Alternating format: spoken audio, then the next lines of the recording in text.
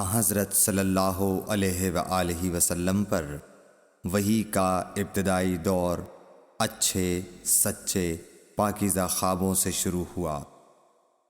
آپ خواب میں جو کچھ دیکھتے وہ صبح کی روشنی کی طرح صحیح اور سچا ثابت ہوتا۔ پھر من جانب قدرت آپ تنہائی پسند ہو گئے اور آپ نے غار حرا میں خلوت نشینی اختیار فرمائی اور کئی دن اور رات وہاں مسلسل عبادت اور یاد الہی و ذکر میں مشغول رہنے لگے۔ جب تک گھر آنے کو دل نہ چاہتا توشہ ہمراہ لیے ہوئے وہاں رہتے۔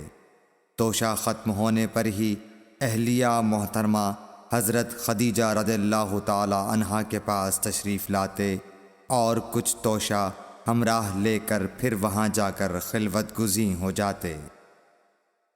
یہی طریقہ جاری رہا یہاں تک کہ آپ پر حق منکشف ہو گیا اور آپ غار حرا ہی میں قیام پذیر تھے کہ اچانک حضرت جبرائیل علیہ السلام آپ کے پاس حاضر ہوئے اور کہنے لگے کہ اے محمد پڑھو۔ آپ فرماتے ہیں کہ میں نے کہا کہ میں پڑھنا نہیں جانتا۔ آپ صلی اللہ علیہ وسلم فرماتے ہیں کہ فرشتے نے مجھے پکڑ کر اتنے زور سے بھینچا کہ میری طاقت جواب دے گئی۔ پھر مجھے چھوڑ کر کہا پڑھو۔ میں نے پھر وہی جواب دیا کہ میں پڑھا ہوا نہیں ہوں۔ اس فرشتے نے مجھ کو نہایت ہی زور سے بھینچا کہ مجھ کو سخت تکلیف محسوس ہوئی۔ پھر اس نے کہا کہ پڑھ۔ میں نے کہا میں پڑھا ہوا نہیں ہوں۔ فرشتے نے تیسری بار مجھ کو پکڑا اور تیسری مرتبہ پھر مجھ کو بھینچا۔ پھر مجھے چھوڑ دیا اور کہنے لگا کہ پڑھو اپنے رب کے نام کی مدد سے جس نے پیدا کیا اور انسان کو خون کی پھٹکی سے بنایا۔ پڑھو اور آپ کا رب بہت ہی مہربانیاں کرنے والا ہے۔ بس یہی آیتیں آپ حضرت جبرائیل علیہ السلام سے سن کر اس حال میں غار حرا سے واپس ہوئے کہ آپ کا دل اس انوکھے واقعے سے کانپ رہا تھا۔ آپ حضرت خدیجہ کے ہاں تشریف لائے اور فرمایا کہ مجھے کمبل اوڑھا دو، مجھے کمبل اوڑھا دو۔ لوگوں نے آپ کو کمبل اوڑھا دیا۔ جب آپ کا ڈر جاتا رہا تو آپ نے اپنی زوجہ محترمہ حضرت خدیجہ رضی اللہ تعالی عنہا کو تفصیل کے ساتھ یہ واقعہ سنایا اور فرمانے لگے کہ مجھ کو اب اپنی جان کا خوف ہو گیا ہے۔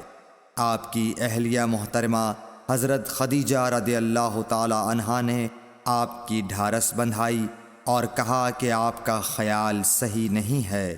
اللہ کی قسم آپ کو اللہ کبھی رسوا نہیں کرے گا۔ آپ تو اخلاق فاضلہ کے مالک ہیں۔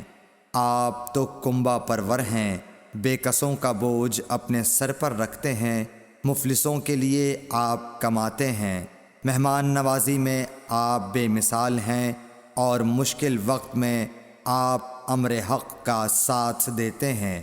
ایسے اوصاف حسنہ والا انسان یوں بے وقت ذلت و خواری کی موت نہیں پا سکتا۔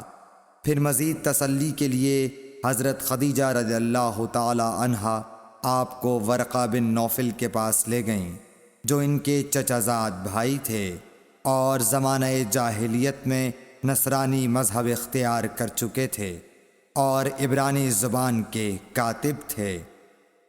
چنانچہ انجیل کو بھی حسب منشائے خداوندی عبرانی زبان میں لکھا کرتے تھے۔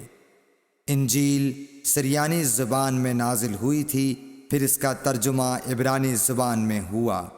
ورقہ اسی کو لکھتے تھے۔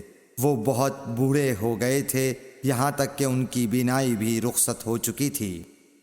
حضرت خدیجہ رضی اللہ تعالی عنہا نے ان کے سامنے آپ کے حالات بیان کیے اور کہا کہ اے چچا زاد بھائی، اپنے بھتیجے محمد صلی اللہ علیہ وسلم کی زبانی ذرا ان کی کیفیت سن لیجئے۔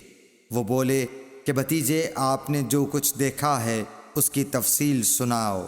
چنانچہ آپ صلی اللہ علیہ وآلہ وسلم نے از اول تا آخر پورا واقعہ سنایا، جسے سن کر ورقہ بے اختیار ہو کر بول اٹھے کہ یہ تو وہی ناموس معزز رازدان فرشتہ ہے جسے اللہ نے حضرت موسیٰ علیہ السلام پر وحی دے کر بھیجا تھا۔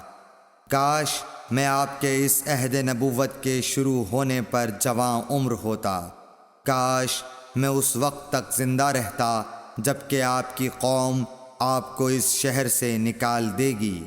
رسول کریم صلی اللہ علیہ وآلہ وسلم نے یہ سن کر تعجب سے پوچھا کہ کیا وہ لوگ مجھ کو نکال دیں گے، حالانکہ میں تو ان میں صادق و امین و مقبول ہوں؟ ورقہ بولا، ہاں یہ سب کچھ سچ ہے، مگر جو شخص بھی آپ کی طرح امر حق لے کر آیا لوگ اس کے دشمن ہی ہو گئے ہیں۔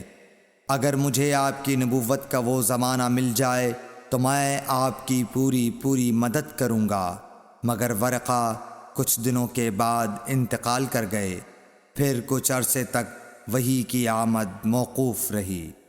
صحیح بخاری حدیث نمبر 3۔